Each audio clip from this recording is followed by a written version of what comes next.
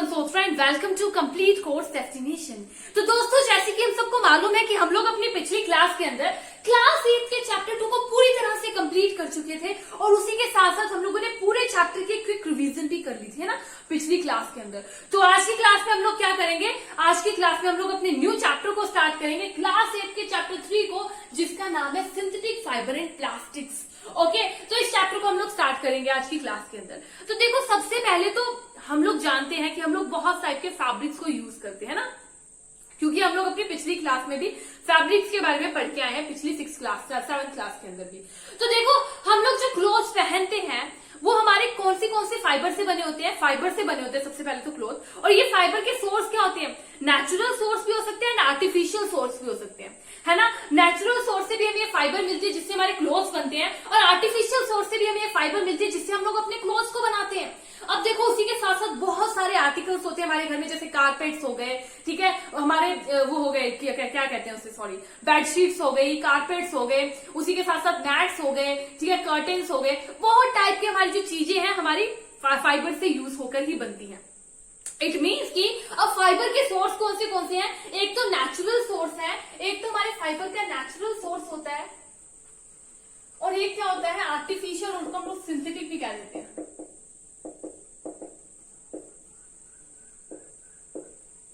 मतलब कि फाइबर कितने टाइप की होती है? एक तो नेचुरल फाइबर होती है और एक सिंथेटिक फाइबर, या फिर हम लोग कह सकते हैं हमारी आर्टिफिशियल फाइबर भी होती है।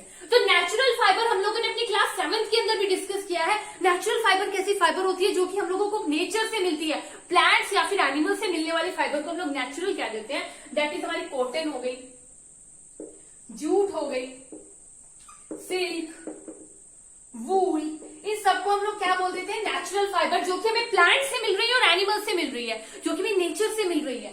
लेकिन हमारी जो सिंथेटिक फाइबर होती है, ऐसी फाइबर होती है जो कि ह्यूमन खुद से बनाते हैं, ठीक है। ऐसी फाइबर जो कि मैन मेड होगी, उसे क्या कह दिया जाएगा? आर्टिफिशियल और सिंथेटिक फाइबर, ठीक है। तो आज की क्लास में हम लोग क्या डिस्कस करने वाले हैं? और synthetic fibre, that what are synthetic fibre, ये सिंथेटिक फाइबर होती क्या है? So what are synthetic fiber? क्या है synthetic fiber? So synthetic fiber is a chain of small units joined together. क्या है? It is a chain of small units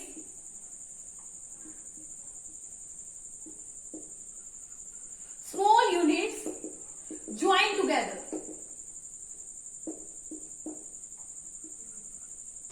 So क्या है हमारी synthetic fiber? It is a chain of small units that are joined together.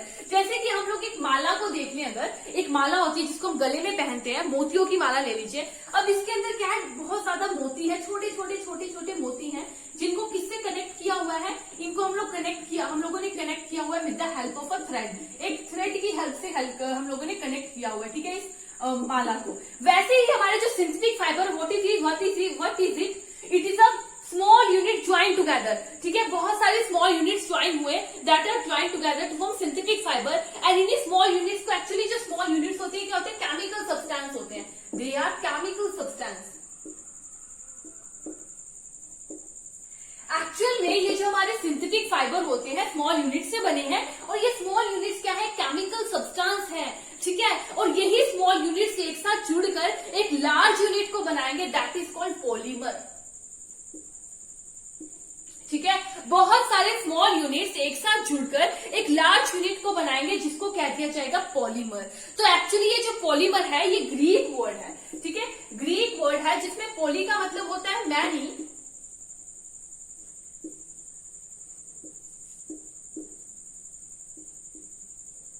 ठीक है। क्या होता है हमारा पॉलीमर का मतलब? पॉलीमर का मतलब होता है हमारा मैनी, एंड मर मीन्स पार्ट्स, सब्सटेंस, और वी कैन से पार्ट्स, ठीक है,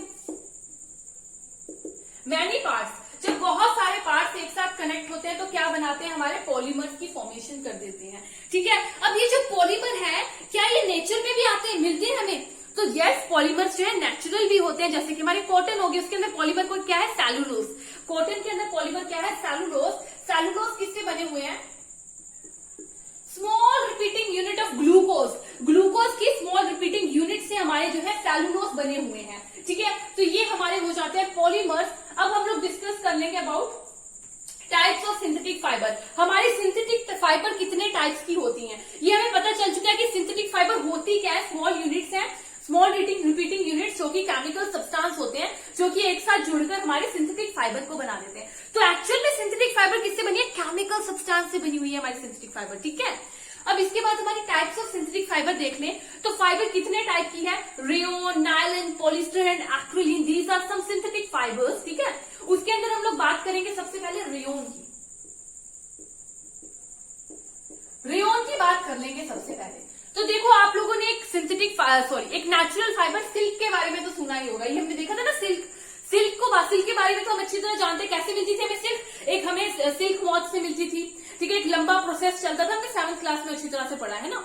तो जो हमारी रेयोन है ये क्या होती है, देखो जो सिल्क थी ना वो चाइना के अंदर सबसे पहले फॉर्म हुई थी, चाइना के अंदर डिस्कवरी हुई थी सिल्क फाइबर की, और उसे काफी देर तक सीक्रेट रखा गया, किसी को बताया ही नहीं गया, ठीक है, किसी को बताया ही नहीं गया कि सिल्क बनती कैसे है। पर एक्चुअल में सिल्क महंगी बहुत ज्यादा थी, ठीक है, बहुत ज्यादा महंगी थी, पर सुंदर बहुत ज्यादा हुआ करती थी। इससे बने हुए क्लोथ्स इतने प्यारे होते थे कि हर कोई सिल्क के क्लोथ पहनना चाहता था। अब क्या हुआ, साइंटिस्ट ने बहुत ज्यादा कोशिश की कि हम लोग एक आर्टिफिशियल सिल्क को बना सके।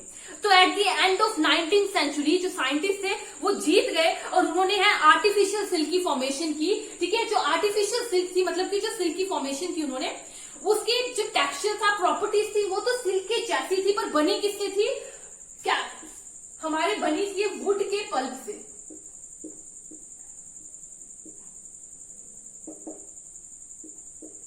By the chemical action of wood pulp, would के पल्प पर जब केमिकल एक्शंस किए गए तो हमें क्या मिल गई, हमें आर्टिफिशियल सिल्क मिल गई, और उसी आर्टिफिशियल सिल्क को क्या कह दिया जाता है, रेयोन कह दिया जाता है, ठीक है।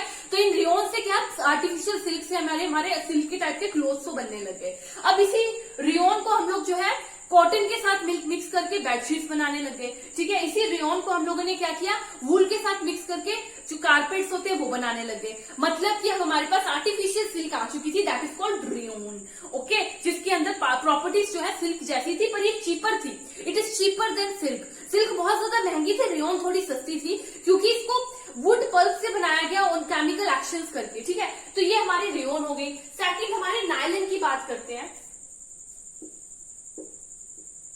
तो अगर हम लोग नायलन की बात करें तो जो नायलन है ये भी एक मैनमेड फाइबर में ही आ जाती है, ठीक है। तो 1931 के अंदर हमें एक ऐसी फाइबर मिली जो कि फुल्ली मैनमेड थी, without use of any raw material.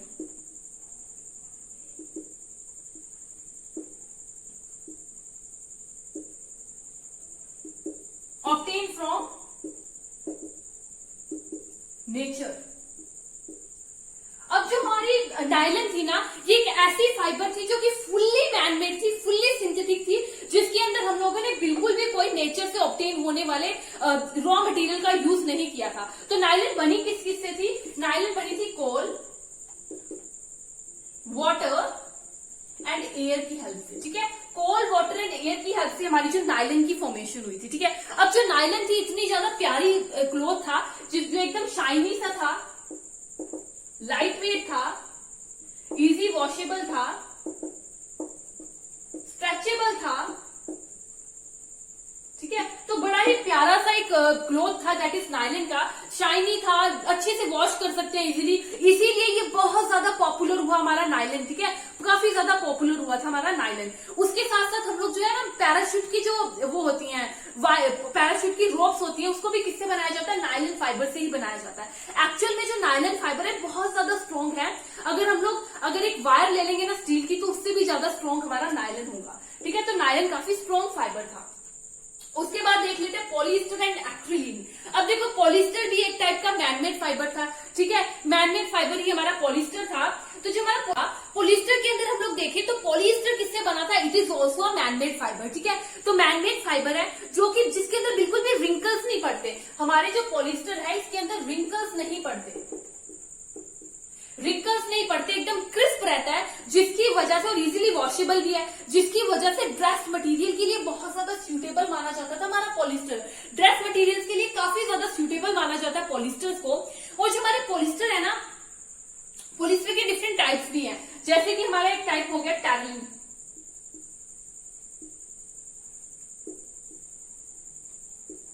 Type हो गया हमारा टेरेलिन, ठीक है। तो देखो जो हमारा पॉलिस्टर, इसके अंदर हमें पतले पतले यार्न्स मिल जाते हैं, जिससे कि हम लोग डिफरेंट टाइप के फैब्रिक्स के अंदर उसको कन्वर्ट कर सकते हैं, ठीक है। टेरेलिन हो गया, पीटीई हो गया, पीईटी हो गया। अब देखो ये जो है ना, इनको यूज किया जाता है for formation of plastic bottles, ठीक है। तो एक्चुअल में जो हमारा पॉलिस्टर है वो किससे बना हुआ है, poly plus ester, small repeating unit of chemicals that is known as ester, इससे बना है हमारा पॉलिस्टर। और ईस्टर क्या है, फ्रूट स्मेल केमिकल होता है जिसको यूज किया जाता है टू फॉर्म पॉलिस्टर, ठीक है। अब पॉलिस्टर के अंदर हम लोग अगर देखें तो इसको हम लोग डिफरेंट नाम से भी बुलाते हैं, जैसे पॉलीवूल, पॉलीवूल हो गया, पॉलीकॉटन हो गया, पॉलीकोट हो गया, सॉरी पॉलीकोट हो गया। तो पॉलीकोट क्या है, सब mixture of polyester and cotton, polyester and cotton का मिक्सचर हो गया। पॉलीवूल क्या है, mixture of polyester and wool, polyester and wool का मिक्सचर हो गया। तो इस टाइप से हमारे जो है पॉलीस्टर्स हुआ करते थे। उसके बाद आ जाते हैं एक्रिलिक। तो acrylic is also manmade fibre. तो एक्रिलिक से क्या बनता है, देखो जो सर्दियों में हम लोग स्वेटर्स पहनते हैं, शॉल्स पहनते हैं, एक्चुअली वो किससे बनी होती थी, वूल से बनी होती थी। लेकिन हमारी जो कुछ स्वेटर्स एंड शॉल्स होते हैं वो एक्रिलिक से भी बनी होती है, ठीक है। तो हमारे वूल एंड वूल से बने हुए स्वेटर्स और शॉल्स काफी ज्यादा महंगे होते थे, लेकिन एक्रिलिक से बने हुए उसके कंपैरिजन में सस्ते होते हैं, ठीक है। तो ये हमारी सिंथेटिक फाइबर थी। तो हम लोग सिंथेटिक फाइबर को कैसे ऑब्टेन करते हैं, बाय द केमिकल एक्शन। किसी भी चीज के ऊपर केमिकल एक्शन करके, ज्यादातर पेट्रोलियम की चीजों के ऊपर केमिकल एक्शन करके हम लोगों को सिंथेटिक फाइबर मिल जाते थे, ठीक है। तो ये हमारी सिंथेटिक फाइबर की कहानी थी। इसके बाद हमारे अगले चैप्टर के अंदर हम लोग प्लास्टिक्स के बारे में भी पढ़ेंगे काफी कुछ, ठीक है।